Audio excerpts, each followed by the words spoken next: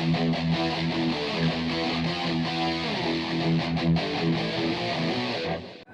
guys, Roman and Reaper here. So as you can see, I am outside Odeon. I'm about to head in to see Sonic the Hedgehog 3. Yeah, looking forward to this. You know, Keanu Reeves as Shadow. This should be a good time. Been hearing a lot of good things, and I do quite enjoy the Sonic movies. So I'm hoping that this will be a good, fun time at the movies. So, you know, head in, get my snacks, get seated for Sonic 3. Yeah.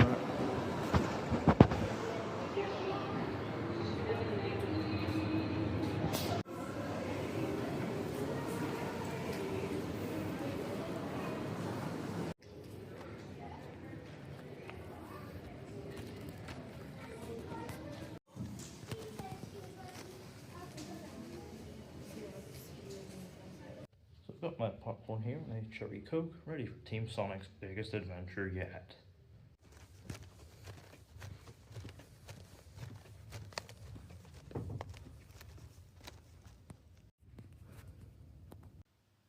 So, yeah, Sonic the Hedgehog 3. I am back from seeing it. This is once again directed by Jeff Fowler, same as the first two installments. And to think, there is a universe where this movie never happened, you know, in this alternate reality somewhere out there. Paramount stuck with the original Sonic design and the franchise was stopped dead in its tracks after the first movie. But, you know, in the reality we actually do live in, Paramount listened to the fans, they redesigned Sonic, and, well, here we are, we have a whole trilogy of films and a spin-off TV show. And obviously, yes, sort of fan-focused devotion is very much the track the franchise has been focused on, very much bringing in elements from the games into each subsequent installment. But does this third film deliver another fan-focused, family-friendly, crowd-pleasing blockbuster? Let's find out. So, in the film, Sonic is celebrating the anniversary of his arrival on Earth, with Tom and Maddie, as well as his newfound friends, Tails and Knuckles, by his side. However, the celebrations are soon cut short when gun agents arrive with a new mission for Team Sonic, after an old project codenamed Shadow has breached containment after 50 years of suspended animation.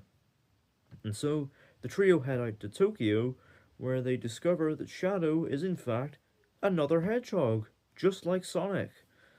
However, where Sonic and Shadow differ is that Shadow is driven by a quest for revenge fueled by 50 years of anger. And so, to put a stop to it, Team Sonic find themselves teaming up with the most unlikely of allies, Dr. Robotnik. So, to their credit, the Sonic movies have always been very reliable at delivering solid, family-friendly blockbuster entertainment. Obviously, there's also that inbuilt fan base through the games, of which they add more and more elements from the games into each installment. This time around, they are adapting Sonic Adventure 2. And so obviously, yes, that element of fan-focused devotion has carried this franchise along. And, you know, everybody wins, you know. Families are entertained, the fans are kept happy, and Paramount rakes in the dough.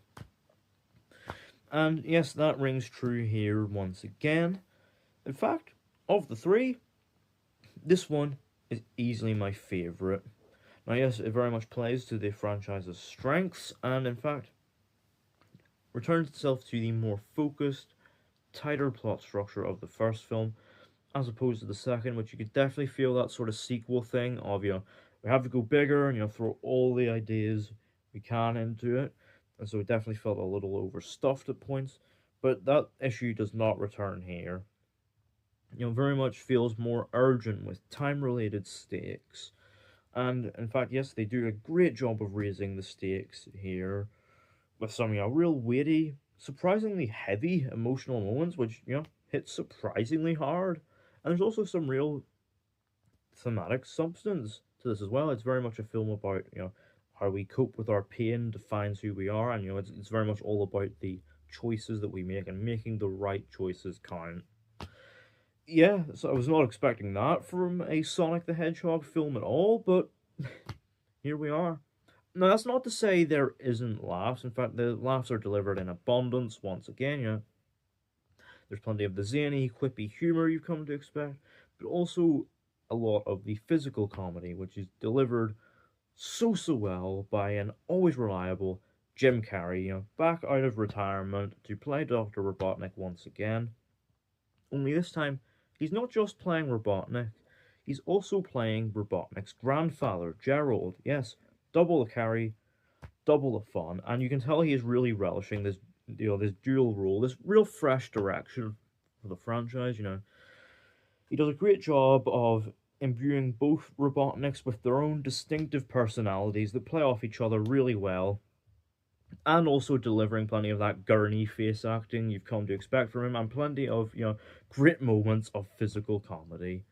Now, at times, this some of this like younger skewing humor can jar with the sort of heavier stakes of the film, but it never undercuts them at any point, which is something I think the MCU can learn from. And in fact, to their credit, the cast do a great job with both the comedy and the dramatic stuff. Obviously, Ben Schwartz once again voices Sonic, and he does Sonic's whole fast talking thing really well once again. Getting some laughs out of his rapid quips, but also does a great job with the more dramatic shift in his demeanor and personality. Whenever shit does hit the fan, and he sells it really well. Obviously, Sonic's personality plays really nicely off the sort of innocence of Tails and the stoic warrior Knuckles. Obviously, Knuckles in particular is a highlight. Like Idris Elba is just, you can clearly see him once again having the time of his life with this role. Of course, we also have the return of Tom and Maddie, played by James Marsden and Tika Sumpter. Once again, they're very likable company who actually this time around feel more active participants in Sonic's mission, rather than being left in the sidelines like they were last time. And you can tell they are clearly relishing it. But of course, the big addition and, a real MVP of the film, Keanu Reeves as Shadow.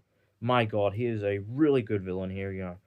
He is driven by revenge and anger, but it also comes from a real, like, genuine tragic place, and he very much turns that tragedy into anger, and yeah, Keanu really does a great job with it. Shadow was such a great character here. They delivered the goods. And yes, obviously there's plenty of big action scenes, and in fact, can we just commend how good the film looks? Because obviously, yes, there's a big action set piece in Tokyo, and they do very much take advantage of the natural aesthetic of Tokyo. But they also do a great job throughout the film with the visual effects as well. Again, Jeff Fowler's experience working in visual effects coming into play here. There's a level of texture and detail to all the animal characters and their powers, and it looks great.